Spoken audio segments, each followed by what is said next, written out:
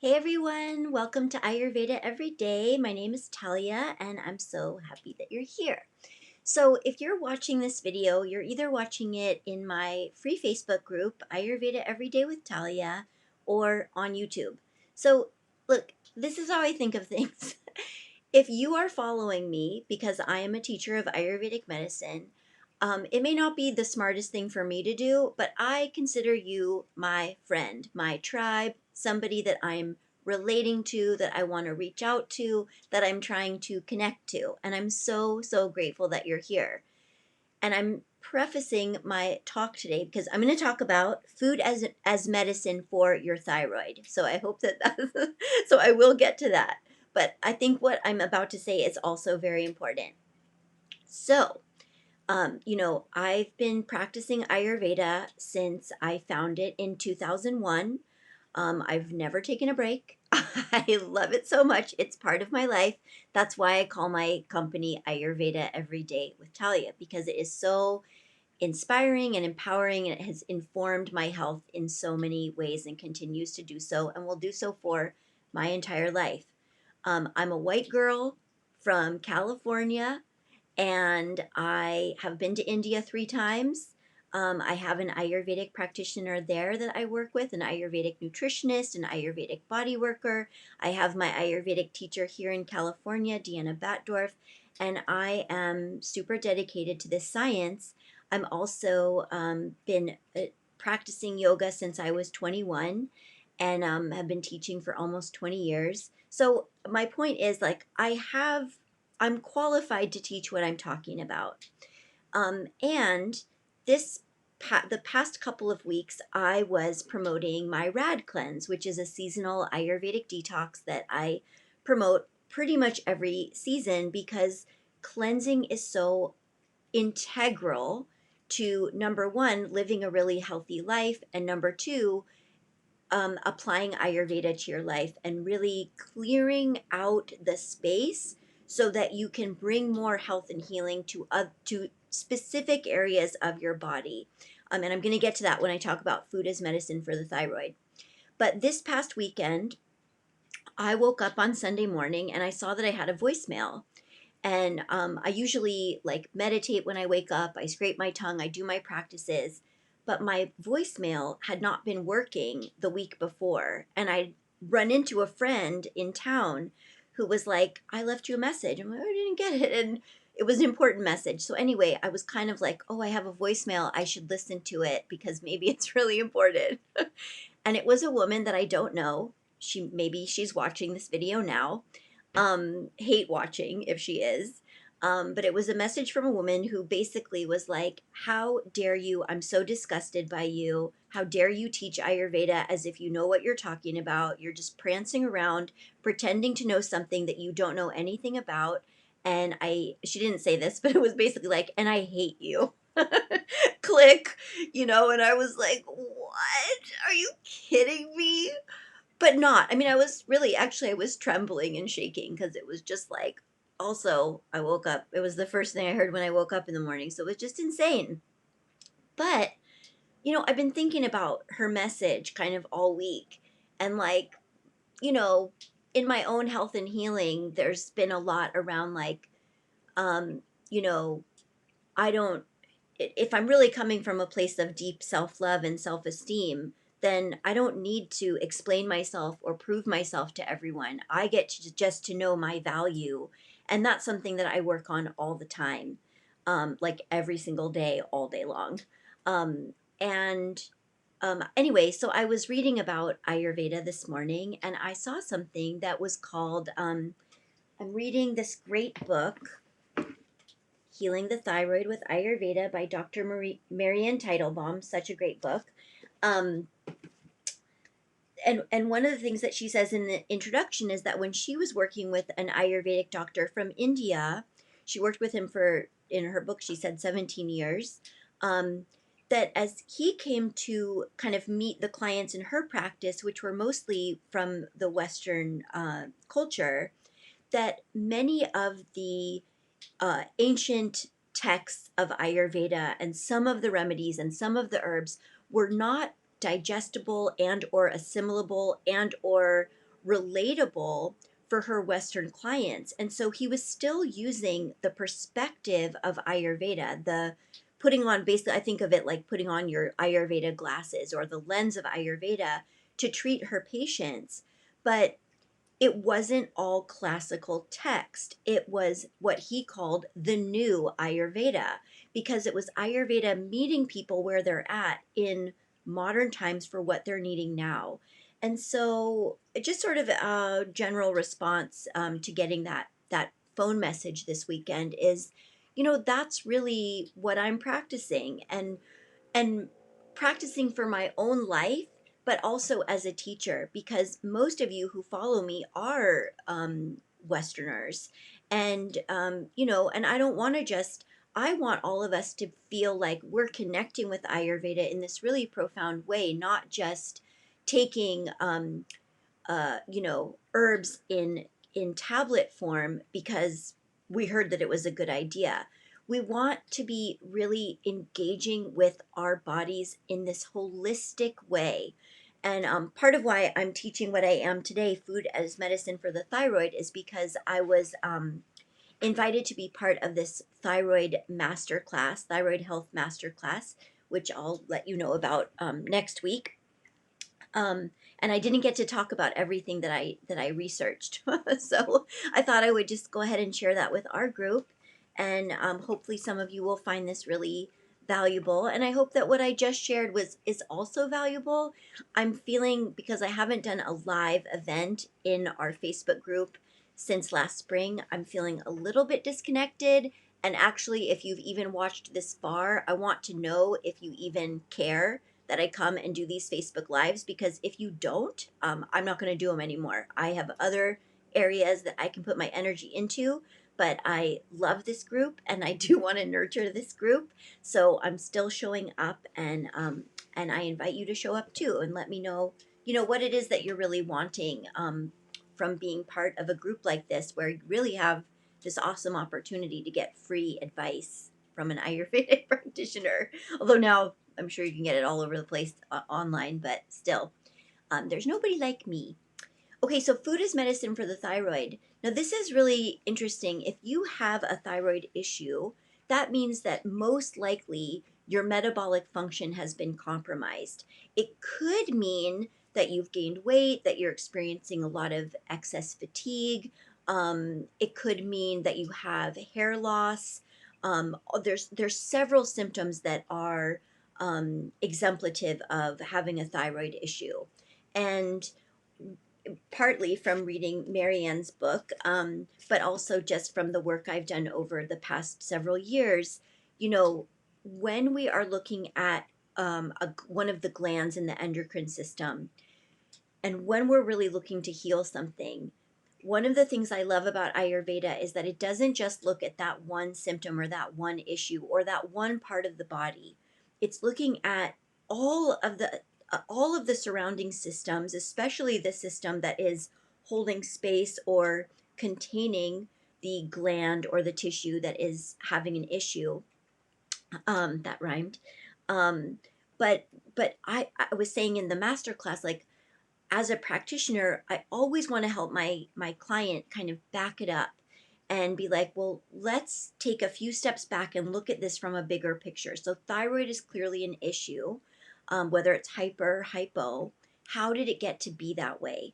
That's where Ayurveda is looking for not just the symptom itself, but the root cause. How did this symptom arise? How did it evolve? How did it flower or flourish into the state of imbalance that it's in right now? And so when we're looking at food as medicine for the thyroid specifically, there are some foods that, might be contraindicated for somebody with thyroid issues, such as any foods containing vitamin K. So most dark leafy greens contain vitamin K, but that's not for all thyroid issues. So if you hear me speak about dark leafy greens as one of the healing foods, just you have to know what your contraindications are for your particular issue. But even beyond the individual foods that are really good for healing thyroid, there needs to be an emptying out, a clearing of the system so that you can really get to the thyroid. So it's actually, I was just, because I just promoted my rad cleanse, and I do these cleanses every season, and it's easy to get lost and to kind of be like, why are we doing this? Like, what is it? Why is it important? Every single time I go back into my notes from, the years I've been studying Ayurveda, and I look to how do we heal these, deeper issues of imbalance or disease or inflammation or autoimmune. It always goes back to your digestive system. Is your digestive system functional? Is it clear? Is it clean? How is it working? How is it serving you? And the way that you get your digestive system to really be in the greatest service to you is to do a cleanse. So the rad cleanse is officially closed, for the fall season. I'm going to be bringing it back every season, from moving forward, because I want to always be encouraging you to be thinking about, if you've got a big issue, have you worked on your digestive system yet, by way of some kind of cleanse? It doesn't have to be the rad cleanse. It could be the Whole30 or a juice cleanse or an elimination diet. There's so many different ways to approach it. But if you are dealing with a thyroid issue, which is so connected to metabolism and also adrenal health, taking this big step back to look at, are you taking care of your whole digestive system, through cleansing foods, is the first place to begin. So one of my favorite foods, using food as medicine for the thyroid, is seaweed. Usually there is some sort of iodine deficiency when we're looking at hypo or hyperthyroid. It's not always across the board. So again, if you're working with a doctor, you have to clear this with your doctor. But seaweed in many cases is just this iodine rich, dark leafy green from the sea that is so mineralizing, lubricating, cleansing, and a complete protein that it really, ends up being this easy to digest amino acid building block for restoring and replenishing glandular health. And there's lots of different ways that you can use seaweed. So some of you might be listening and be like, "Ugh, I hate the taste of seaweed. I don't like fish, and it tastes like fish." So one way that you can use seaweed so that you don't taste it is to take just a strip of seaweed. I would use kombu because it's going to, be the slipperiest, the most mucilaginous, kind of give you the most bang for your buck, so to speak. But you could use any kind of wild seaweed like dulse or sea palm or wakame or arame. There's so many different varieties. Bullwhip kelp, I love. But if you just take one strip of something like kombu, or, a small handful of something much thinner and smaller like, sea palm, and put that into a pot of soup or a pot of grain or a chili or, a stew, the flavor, the overarching flavor of the soup or the stew or the chili, whatever it is that you're making, is going to override the taste of the seaweed. So you won't taste the seaweed, but the seaweed will inform the soup or the stew or the chili with its mucilaginous, mineralizing, uh, you know, um, constitution, I guess. I can't think of a better word. And so you'll get the food as medicine that is seaweed when you infuse your soup, stew, pot of grain, or chili, or something like that, with seaweed just cooking in the pot as that dish cooks. Like, you could even put it into a risotto or, a tangine. I mean, you could get super creative and just be like, I'm just hiding this as a way to get seaweed into my diet without having to taste it. But then, if you don't mind the taste of seaweed, which is where the category I fall into, I love the taste of seaweed.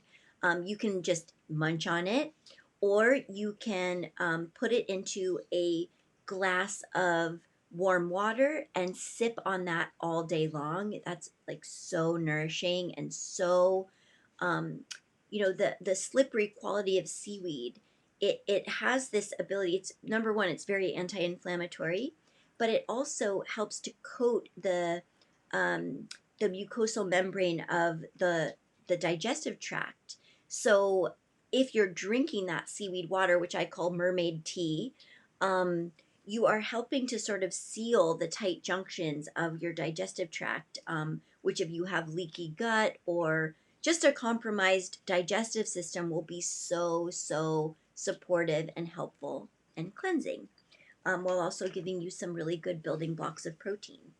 Another food as medicine for thyroid, as long as it's okay for whatever thyroid issue you may or may not have, is leafy greens.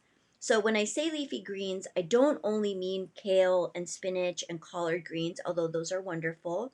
I'm also talking about lettuce. And lettuce has so much water in it. It's got lots of potassium, as well as magnesium. So if you're have thyroid issues and you're also perimenopausal or menopausal, or you're just kind of overheated, overstressed, lettuce can be such a healing food for the thyroid. And what I love to do with lettuce, instead of just being like, oh, lettuce means salad, lettuce can be incorporated into your warm meals as well. And here we are in the middle of fall, which is the coldest, driest season of the year. So you don't really want to focus on too much salad this time of year unless you're in a very warm, wet climate or your body type is very wet and warm. So, um, what I like to do is I chop up the lettuce and I put it at the bottom of like kind of a deeper bowl. And then whatever food I've cooked, so the other day with my girlfriend's cooking circle, we made Korean bibimbap. I think I'm saying it right. So I cooked some brown rice, and then we basically just in sesame oil, or also used ghee. We sautéed vegetables like matchstick carrots, matchstick zucchini. Those were a little bit larger matchsticks. Bean sprouts, spinach. We sautéed it, or actually, we boiled the spinach and we boiled the bean sprouts. We sautéed the other veggies. I love the carrots. It's like so incredible. I'm going to make more today. Um, and then we just threw it all together at the end. Um, and I could have easily put that all of that on top of a bed of lettuce. It would wilt the lettuce. It wouldn't cook it, but it would wilt it. I'd still get the healing properties of the lettuce while getting this warm, nourishing meal. So that's one way you can use lettuce outside of like a traditional salad. Another would be to do like warm, steamed collard wraps or spring rolls that you steam some of the vegetables that go inside, so it isn't just totally raw. That's just going to be more appropriate for the season that we're in. But for example, if I was going to do like a spring roll, I'm going to soak my spring roll wrapper in hot water to make it malleable and workable. But then I might still do the thing I did with the bibimbap, where I sauteed zucchini and carrot, or baked a sweet potato, or steamed a sweet potato, and maybe steamed my spinach. And that could all go inside that spring roll, rolling it up, dip it in something yummy like sesame oil with a little bit of coconut aminos, or Bragg's liquid aminos, or just some high quality soy sauce. Delicious. You could put almond butter in there. I'm drooling. I obviously am hungry. And then another food as medicine for the thyroid is clean protein. And this kind of goes back to the whole idea of like, you just want to have everything be as easy to digest as possible when you're trying to heal an issue like hyper or hypothyroid. And so clean proteins are going to be the easiest proteins to digest because they're not fatty. Your liver and your gallbladder are going to create bile to help break down whatever fat you eat. You make bile by eating protein. So when you eat a fatty protein, the bile that your body makes from the protein itself is immediately has to be used to break down the fat. So clean proteins are basically proteins with little to no fat, such as quinoa, amaranth, lentils. Um, Seeds are much less fattier than nuts, so that could be on the list. And even a dish like khichdi, where you're putting a grain and a lentil together, creating a complete protein. You could put seaweed in that as well. is considered a clean protein. So, and then one that's a little bit outside the box. I don't normally talk about this because I'm not that experienced in using it myself, but I'm planning on getting on this track, is organ meats can actually be really, really supportive in being a very solid building block for um, restoring the health back to the thyroid. So that's another thing to think about. There, you're going to probably have some fat when you're dealing with organ meats, but still a cleaner protein than not. And then a couple other foods as medicine for the thyroid include daikon radish. I don't know if you've never had it. It kind of looks like a big carrot. It's white.